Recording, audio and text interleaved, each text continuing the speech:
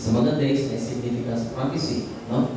So, that's significance only for them. What happened to all who are not taken to Sodom? Silang tanan na-destroyed, ang tanan na wala makawag ng Lot na-destroyed. So, may usap sa pag-abot sa anak sa tao, ang tanan na dili magkauban sa katawhan sa Diyos, nga sa langit, sila po maanaw, ma-destroy.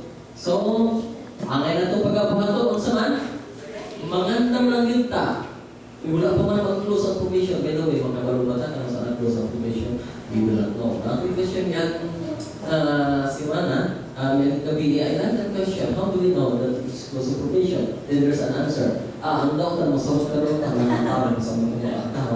So, pantay lang nila kasi yung kadautan niya, masamot ka kadautan. Well,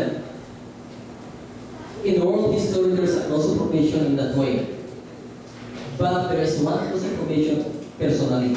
Individual close probation. Ano sa mana? In Hebrews 19:7 says, kung namusa ka mamatay diyan ka pagkahukman, imani sa kamatayon sa taon, diha mag-close ang imong probation.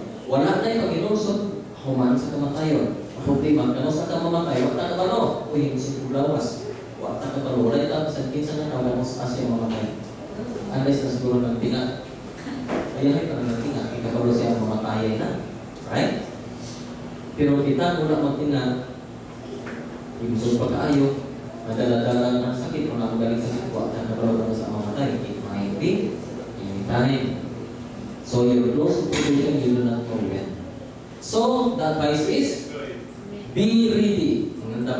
Now, let's go to our last discussion this evening. Please